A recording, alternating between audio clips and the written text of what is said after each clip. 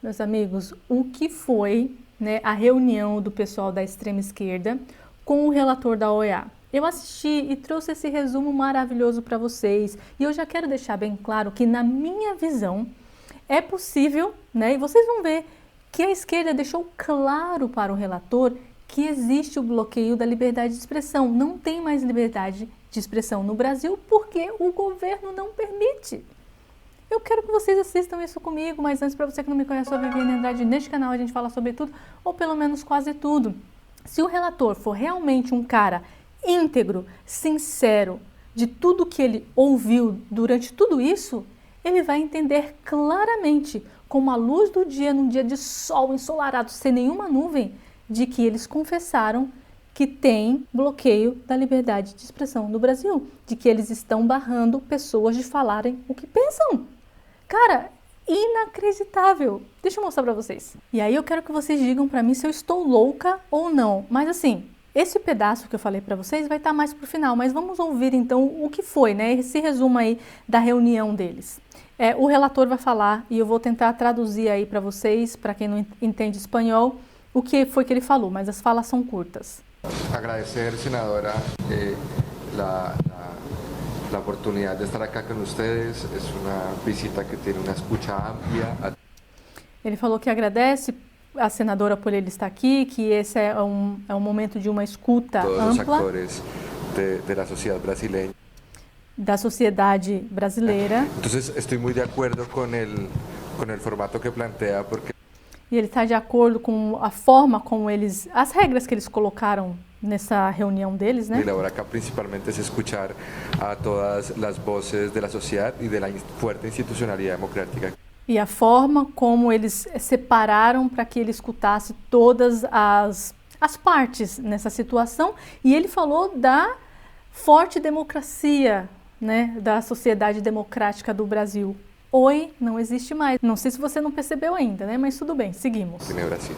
E para nós é muito importante entender qual é a situação de liberdade de expressão.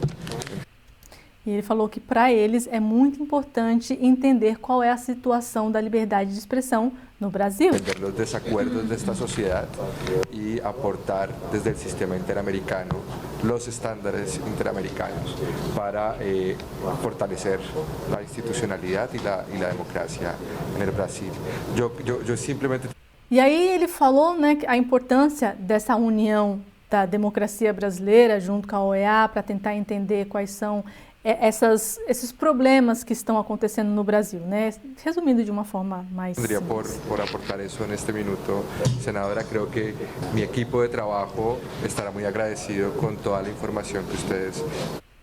E aí ele falou que a equipe dele vai estar muito agradecida pelas informações que esse povo vai dar para ele, né? Relatar para ele. Puedan compartilhar isso. Todos nós sabemos que a extrema-direita, em termos mundiais, e muito mais especialmente agora depois da eleição do presidente Trump, tem procurado fazer um enfrentamento político em defesa de teses que aparentemente são democráticas, mas na verdade são a negação da democracia. Aqui no nosso país, por exemplo, existe toda uma grita da extrema-direita em defesa da liberdade de opinião, em defesa da liberdade de expressão, que na verdade representam,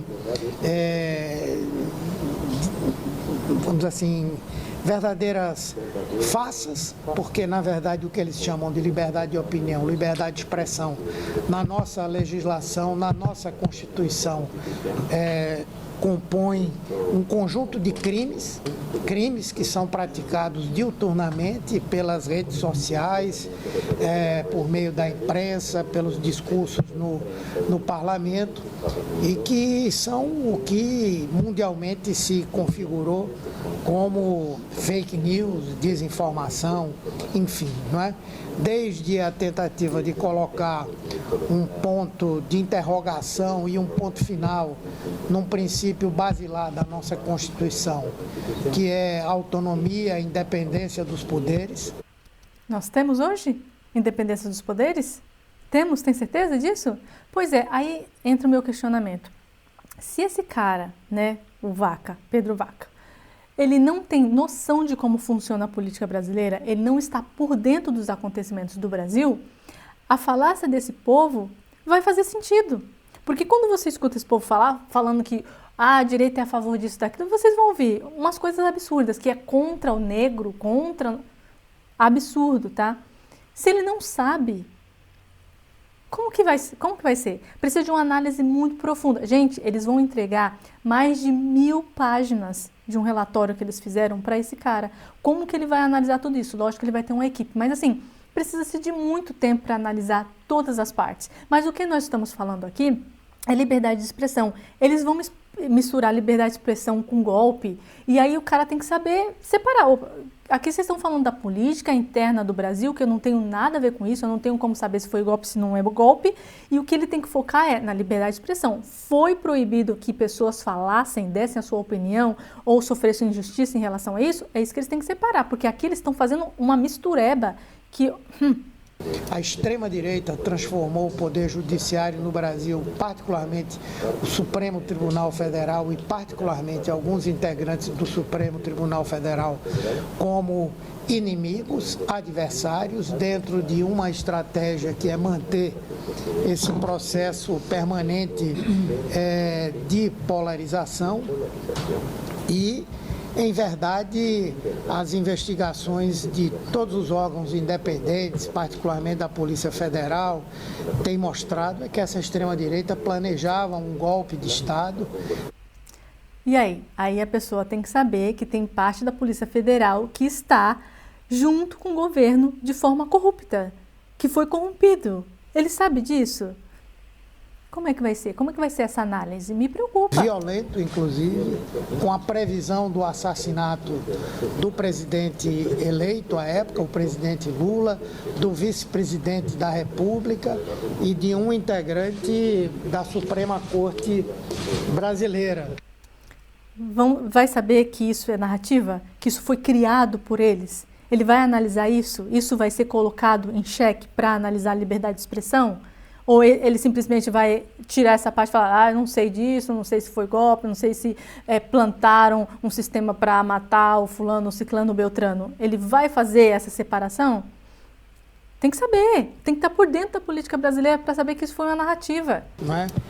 Mas estão apontando como fato. Sem nós ouvirmos setores, inclusive, que participaram diretamente dessas investigações, nós vamos ficar com a falsa narração, versão, né, de que no Brasil existe uma ditadura imposta pelo Supremo Tribunal Federal, quando, na verdade, ditadura sanguinária nós estaríamos vivendo hoje se essa tentativa de golpe de Estado tivesse tido sucesso. E é isso que eles vão usar para tentar fazer o relator acreditar que a liberdade de expressão ela foi cerceada por causa que ia ter um golpe no Brasil. É isso que eles estão usando. E aí, como é que fica? Porque se você falar, não, ia ter um golpe e por isso a gente precisou agir. O cara vai falar, não, então, beleza. Não sei, como que esse cara vai agir? Gente, não dá para ter noção. Eu queria registrar aqui que eu sou médica e queria começar pela pandemia. Meteram a pandemia, mas calma lá que eu vou explicar o que ela vai falar aqui. Porque o senhor é especializado em direitos humanos e sabe que não há direito absoluto. Fala pra mim, como que uma pessoa vira pro cara do direitos humanos e diz, você é especialista em direitos humanos, mas você sabe que não há direito absoluto.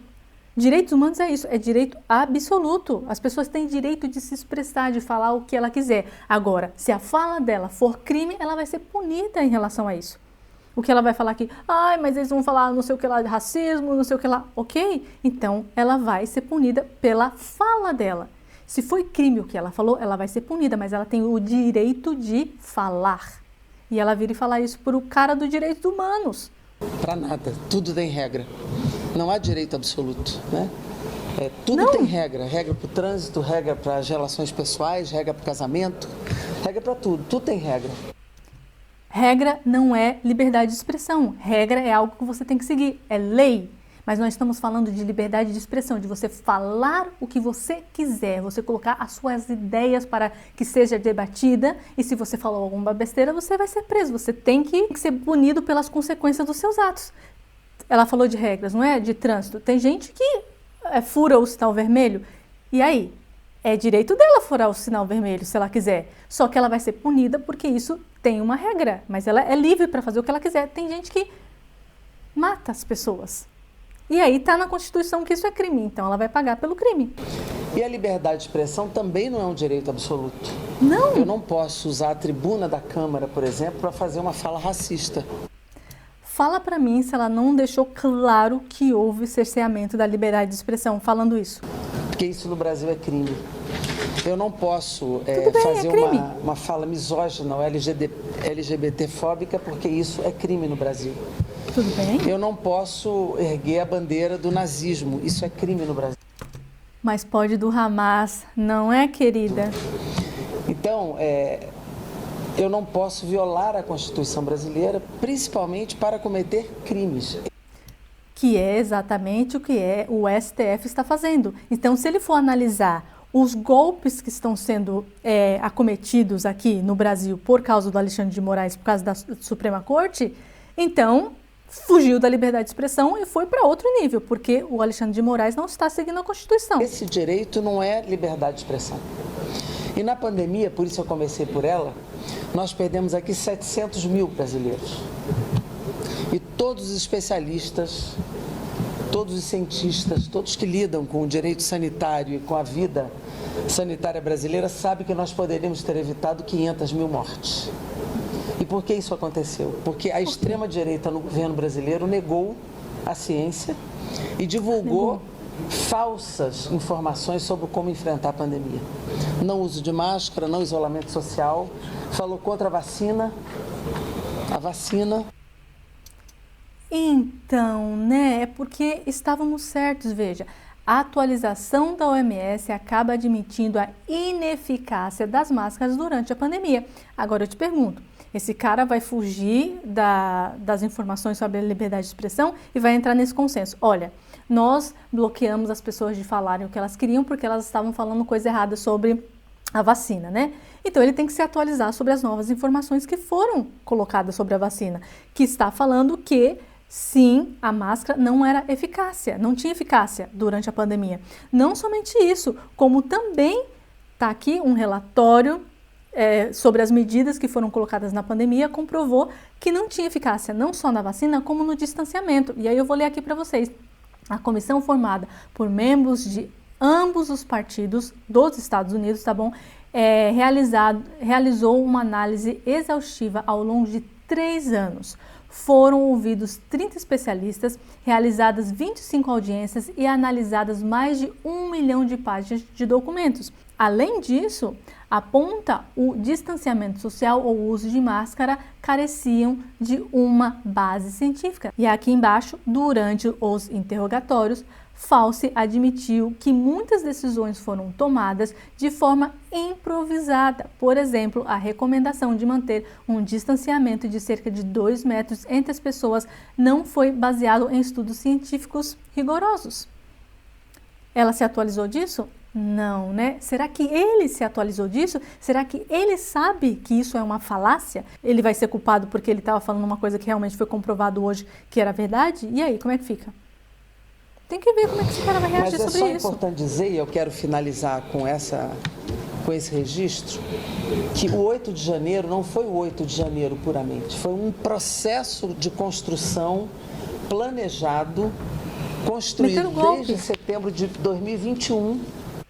Entende que ele não quer saber de golpe? Quando começaram a questionar as urnas eletrônicas no Brasil, foi contratado hacker para simular uma fraude numa urna eletrônica em manifestações públicas. Parlamentares daqui participaram desse processo, Foram feitos atos em setembro de 21, no 7 de setembro. Houve já ameaça de invasão dos 3 poderes, em setembro de 21. Depois disso, ameaçaram o Congresso fazendo desfile de tanques militares aqui na porta do Congresso, quando nós fomos votar se era voto em papel impresso ou voto eletrônico. Então, tanques até que saiu muita fumaça, até foi motivo de chacota, porque foi ridículo. Mas foi uma ameaça, uma pressão ao Congresso Nacional, comandado por Jair Bolsonaro e a sua turma, né? Novos atos foram feitos e em todas as manifestações a agressão às instituições foi a marca. A agressão ao Congresso Nacional, a agressão à Suprema Corte Brasileira, e isso depois foi desdobrado em ameaças. Ameaças, inclusive, a ministra da Suprema Corte.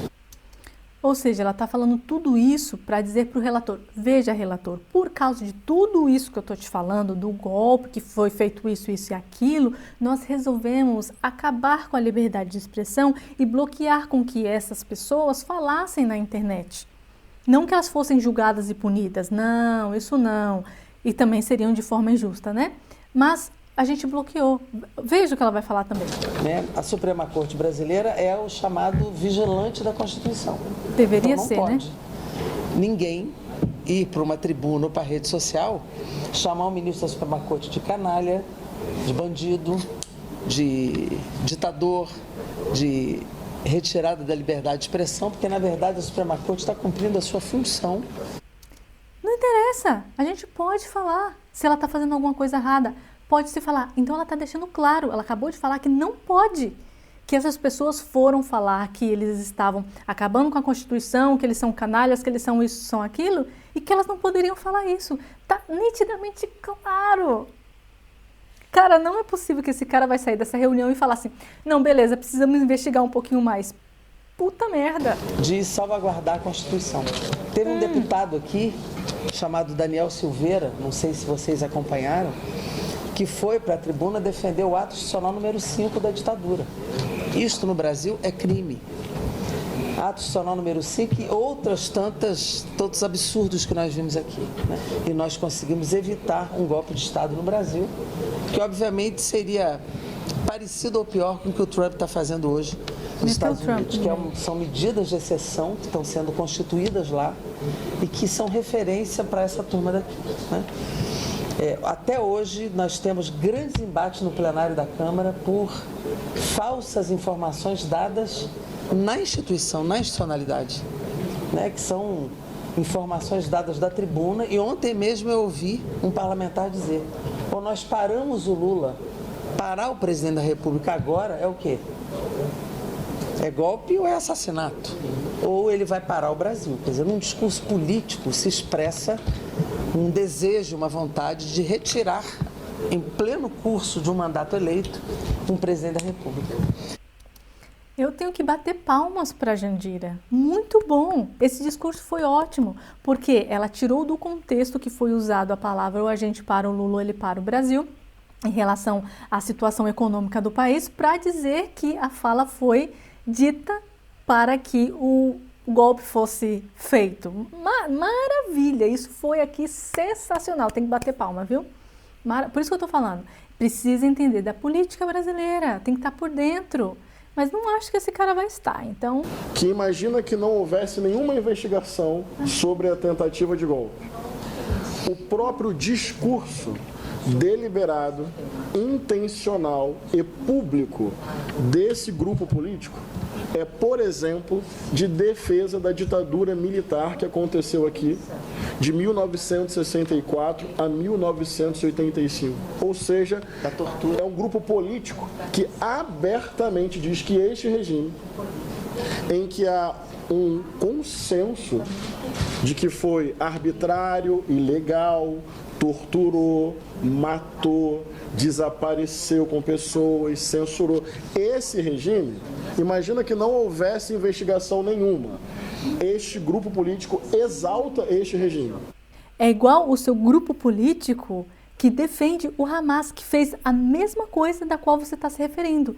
Sequestrou, torturou, matou, faz as atrocidades mais cruéis possíveis e vocês estão lá levantando a bandeira. E o que aconteceu com vocês?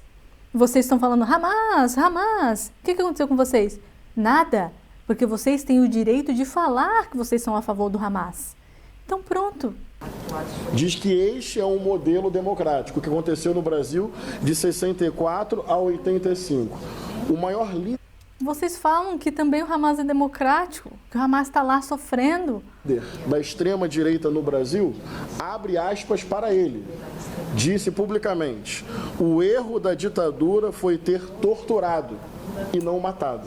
Então, esse é o grupo político que hoje diz que o Brasil estaria, em tese, num momento de fragilidade democrática. Quem diz isso? O grupo que defende abertamente a ditadura militar de 64 a 85. E quem está falando isso? O grupo que defende o Hamas. Sigo insistindo nisso. Até aqui não usei nenhum argumento sobre as investigações.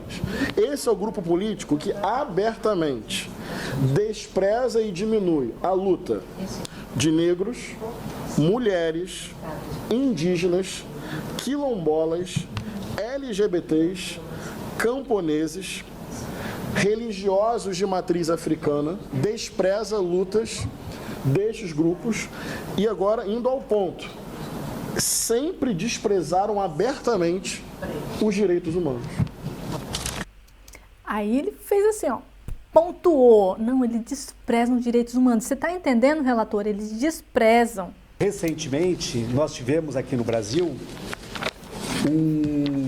Isso aqui é maravilhoso. um dos parlamentares, que eu não sei se o senhor esteve com ele ontem, o Nicolas Ferreira, que disseminou uma desinformação a respeito do PIX, né, que é uma política importante de controle sobre sonegação de impostos no Brasil,